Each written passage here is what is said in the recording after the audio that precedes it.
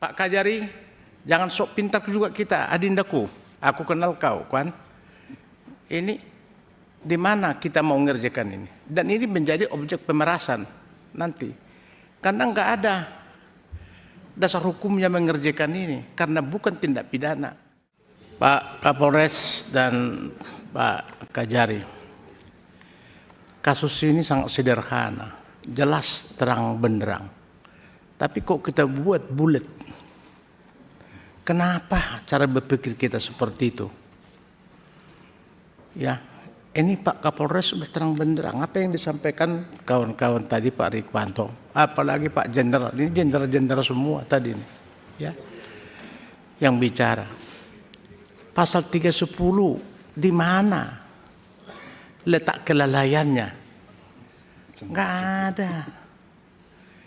Yang lalai si terdakwa ini, tersangka, di mana lalainya? Ya, tak ada. Dan bagaimana cara berpikirnya juga boleh itu di-RJ-kan? Ya, nggak ada rumusannya. Karena ini bukan daripada pasal 310. Kalau pasal 310 itu ada pengakuan, ada bisa minta maaf, lalu bisa mengganti kerugian. Itu unsur daripada RJ.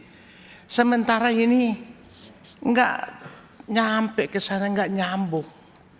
Ini kelalaian murni, of control, kecelakaan tunggal yang dikehendaki oleh si pelaku.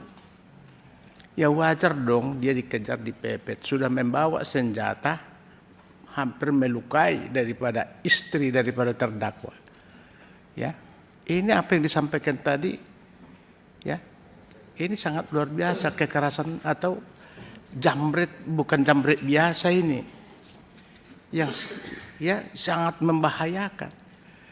Baik, Pak Kapolres, kalau kita berbicara dengan belum menggunakan undang-undang baru, ya, kita KUHP lama, itu ada pasal 48, overmah, ya, nggak bisa dihukum.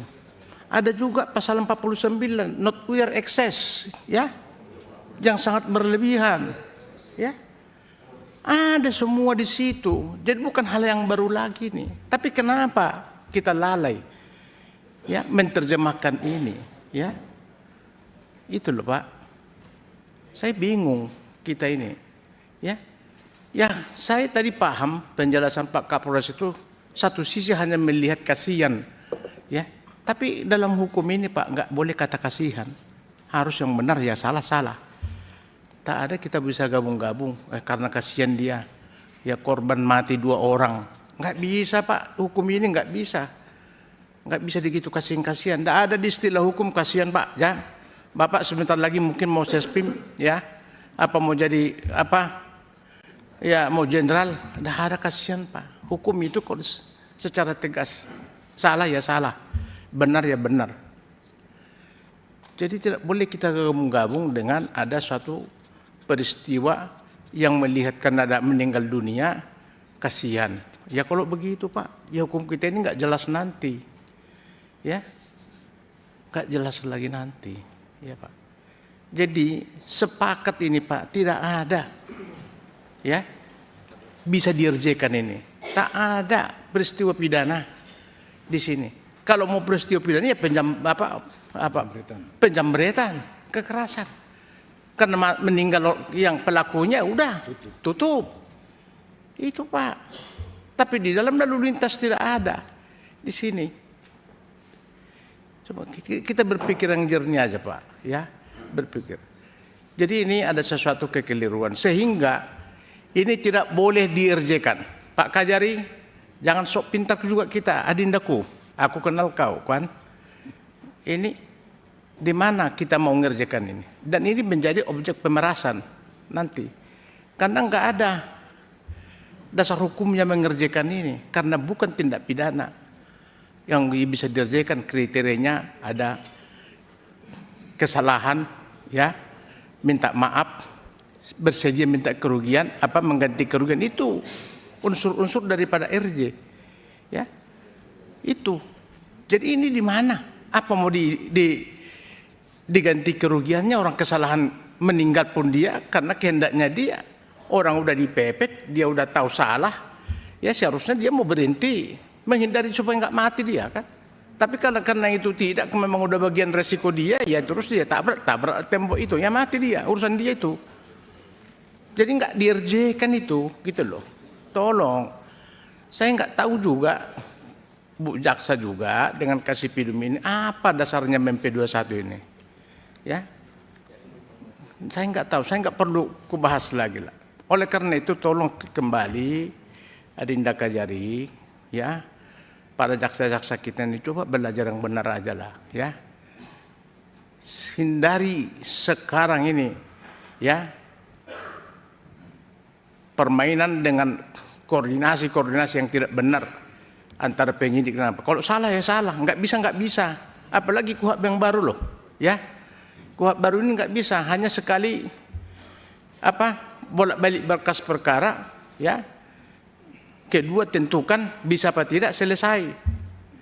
Mau dirjekan sesuai dengan unsur-unsur kriterianya. Itu semua sudah diatur di KUHP yang baru. Jadi tolong persiapkan saudaraku Adinda, ya, jaksa-jaksa kita ini supaya profesional lah, ya. Jadi capek kau itu mengerjakan itu besok, nggak ada itu, ya. Satu-satunya ini adalah perkara harus dikesampingkan, ya. Nggak ada RJ, ya. Dan juga saya kira juga kalian mendapat pendapat ahli, ya, mendapat ahli ini juga saya sependapat apa dibilang Jenderal Rikuanto. Jaksa itu kan juga pintar loh, disekolahkan, didiklat, belajar hukum. Polisi juga seperti itu. Ya cuma dua alat bukti ada peristiwa pidana udah selesai. Ngapain kita pendapat ahli? Namanya ahli ini kalau lagi lurus ya lurus dia, kalau lagi bengkok ya bengkok dia. Yang benar aja. Gitu loh, namanya ahli-ahli, ya. Karena nggak ada kewajiban nama dia mau bicara lurus apa bengkok, nggak ada itu. Makanya sekali lagi tolonglah profesionallah kita para jaksa, para polisi. Jangan ketergantungan kita kayak makan obat kepada ahli. Apalagi peristiwa pidana begini. Yang boleh ahli itu adalah ahli tanah, ahli ini yang memang spesifik. Ya. Ya, keahliannya, hak cipta dan lain-lain. Barulah kita meminta ahli, ya. Tapi kalau hanya peristiwa pidana, perbuatan pidana ada dua alat bukti, ya, ngapain kita ahli-ahli ke situ, Pak Kapolres, ya, Pak Kajari.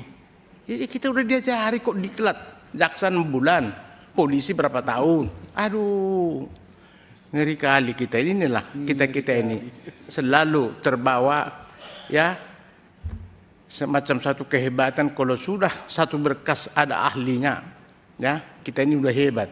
Janganlah, coba mandiri kita, ciptakanlah, ya, kehadiran hukum itu yang sesuai dengan aturan, dengan sesuai dengan sudah ada undang-undangnya, ada penjelasannya juga lengkap itu.